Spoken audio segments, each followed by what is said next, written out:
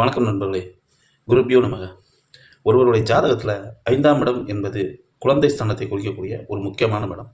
அது மட்டுமல்ல, அந்த 5ஆம் இடத்துல அவருடைய பூர்வீகம் சம்பந்தமான விஷயங்கள், அவர் இருக்கிற இடம் சம்பந்தமான விஷயங்கள், அவர் எப்படிப்பட்ட பரம்பரையில் வந்திருக்கார் அப்படிங்கிற விஷயங்கள் எல்லாமே சொல்லும். பொதுவாக இந்த 5ஆம் இடத்தை குரு பார்க்கிறது என்பது ரொம்ப சுபிட்சமான ஒரு விஷயமா ஜோதிடம் சொல்லுது. இப்போ இந்த 5ஆம் இடம் பழுதுபட்டிருக்குன்னு வச்சுக்கோங்க.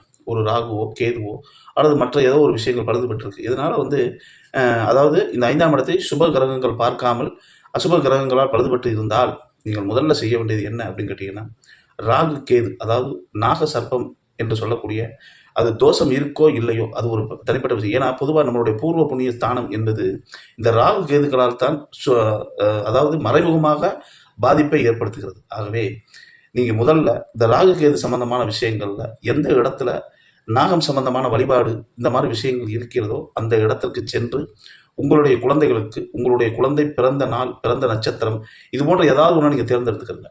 நீங்கள் ஒரு மாதிரி செஞ்சு பாருங்கள். நிச்சயமாக அதுக்குண்டான ஒரு நல்ல ஒரு பலன் அந்த ராகு கேதுக்கள் கொடுப்பாங்க. நீங்கள் ராகு காலத்தில் போய் தான் செய்ய சொல்லணும். நீங்கள் எந்த நாளில் வேணாலும் போய் செய்யுங்க, எப்படிப்பட்ட நாளில் வேணாலும் போய் செய்யுங்க.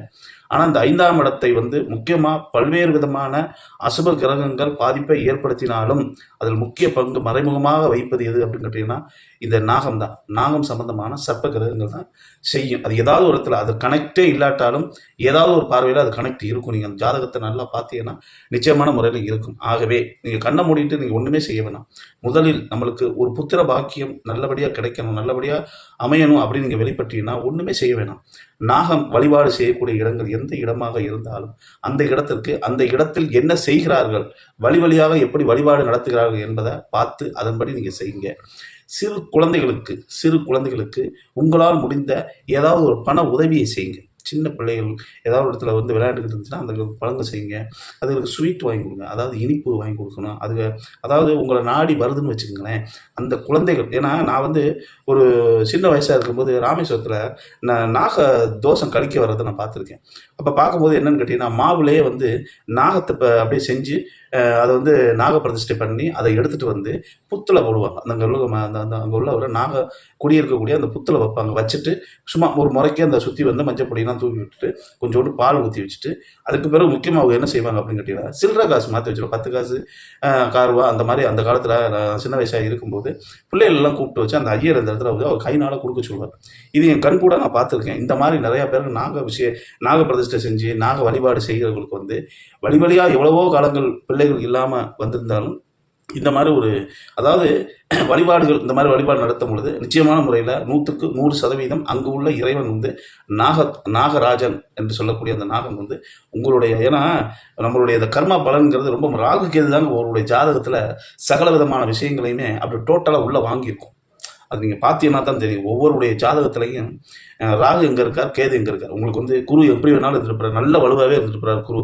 அதே மாதிரி புதன் எப்படி வேணாலும் இருந்துட்டு எல்லா சுபகரங்களும் எப்படி இருந்தாலும் ராகு கேது எந்த இடத்துல அதை அட்டாக் பண்ணாமல் இருக்கணும்.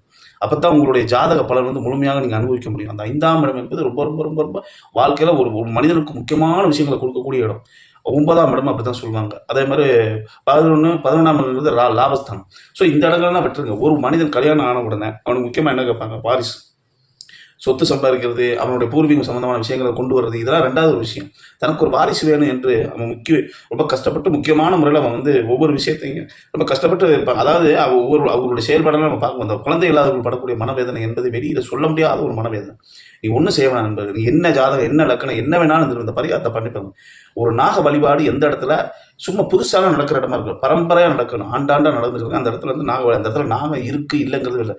நாகத்தோடைய ஆதிக்கம் அந்த மண்ணில் இருக்கும். அந்த இடத்துல நாகத்தோடைய ஆதிக்கம் இருக்கும். நாகம் ஒரு இடத்துக்கு வருது அப்படின்னு கேட்டிங்கன்னா நிச்சயமாக அது எல்லா இடத்துக்கும் போகாது, எல்லா இடத்துலையும் தங்காது. ஏதோ நம்ம பார்க்கணும் சொல்கிறோம்னா அது தவறி வர்றது, வழி தவறி வர்றது. ஸோ அந்த நாக சர்ப்ப தோஷங்கள் நம்மளை விட்டு ஒரு துளி அளவு கூட விலகாமல் இருந்தால் நம்மளுக்கு இந்த மாதிரி இந்த குழந்தை பாக்கியம் சம்பந்தமான விஷயங்கள் நமக்கு ஒரு பெரிய ஒரு மன இறுக்கத்தை கொடுத்துக்கிட்டு தான் இருக்கும். ஆக இந்த நாகசர்ப்ப தோஷத்தை வழிபடக்கூடிய விஷயம் எப்படி இருக்கணும் அப்படின்னு கேட்டோம்னா, நம்ம வழிபடக்கூடிய கோவில் ரொம்ப ஒரு பழமையான கோயிலாக இருக்கணும். ரொம்ப அது முதல்ல முக்கியம். அங்கே நாக வழிபாடு என்பது ஒரு சிறப்பாக தொடர்ந்து செய்து கொண்டு கூடிய இடமா இருக்கணும். அந்த மாதிரி இடங்கள்ல அவங்க அந்த முறையில் என்ன செய்கிறாங்கன்னு பாருங்கள், அதை செஞ்சு பாருங்கள். நிச்சயமாக அந்த மாதிரி பல காலங்கள் குழந்தை இல்லாதவர்களுக்கு இது ஒரு ஒரு ஒரு நல்ல ஒரு விஷயமாக இருக்கும். நீங்கள் ஒரு தடவை செஞ்சு பாருங்கள். உங்களுக்கு நாக சர்ப்ப தோஷம் இல்லை, நாகதோஷம் இல்லை, ராகு கேதுலாம் நல்லபடியாக இருந்தாலும் அவர்களுக்கு யாருக்கு குழந்தை இல்லையோ இதை மட்டும் நீங்கள் செஞ்சு பாருங்கள். இந்த நாக வழிபாடு என்பது உங்களுடைய வாழ்க்கையவே புரட்டி போகும். புதுவிதமான சிந்தனைகளை தூண்டும், தடைப்பட்ட விஷயங்களை கொண்டு வரும். ஏகப்பட்ட விஷயங்கள் நீங்கள் காத்திருந்த விஷயங்கள்லாம் திடீர்னு நடக்க ஆரம்பிச்சு. ஸோ இதுக்கெல்லாம் முக்கியமாக, ஏன்னா கர்மாவை நம்ம நிழல் கிரகமாக நம்ம அனுபவிக்கிறது எது அப்படின்னு கேட்டிங்கன்னா இந்த ராகு கேது விஷயத்தின் மூலயமா தான் நம்ம கொண்டு வர்றோம். பாட்டன் வழியாகவும் பூட்டி வழியாகவும் நம்மளுக்கு வருது. அதன் வழியாக தான் நம்மளுடைய அப்பா அம்மா அது பிறகு நம்மளுடைய ஜீன் வந்து இன்றைக்கி நம்ம உட்காந்து பேசிக்கிட்டு இருக்கோம். ஸோ இந்த ஜோதிடத்தில் வந்து ரொம்ப முக்கியமானது இந்த ராகு கேது இணைவு. அதாவது ராகு கேதுவே வந்து சமீப காலமாக தான் கண்டுபிடிச்சி ஜோதிடத்துக்குள்ளேயே கொண்டு வந்திருக்காங்க. ஸோ நீங்கள் ஒரு முறை இதை நீங்கள் செய்து பாருங்கள். குழந்தை இல்லாதவர்கள் நாக வழிபாடு செய்து பாருங்கள். அது ஒரு சிவன் கோயிலாக இருந்தால் ரொம்ப ரொம்ப விசேஷம். செய்து பாருங்கள். ராகு காலத்தில் போகணும், யமகண்டத்தில் போகணும், அந்த மாதிரிலாம் எதுவுமே இல்லை. நீங்கள் எப்போ வேணாலும் போங்க. மனமுருகி நாகராஜன்ட்ட வேண்டுங்க, அங்கே உள்ள ஈஸ்வரன்ட்ட வேண்டுங்க, சுப்பிரமணியர்கிட்ட வேண்டுங்க. நிச்சயமான முறையில் உங்களுக்கு ஒரு நல்ல ஒரு அருமையான ஒரு வாரிசை கொடுப்பார். அது எந்த விதமான மாற்றமும் இல்லை. உங்களுடைய பிரார்த்தனை மெய் மறந்து நீங்கள் பிரார்த்தனை பண்ணணும். நம்பிக்கையோடு பண்ணுங்க. நிச்சயமாக ஆண்டவனும் நவகிரகங்களும் கண் விழித்து உங்களுடைய இந்த எண்ணத்தை நிறைவேற்றுவார்கள். நன்றி, வணக்கம்.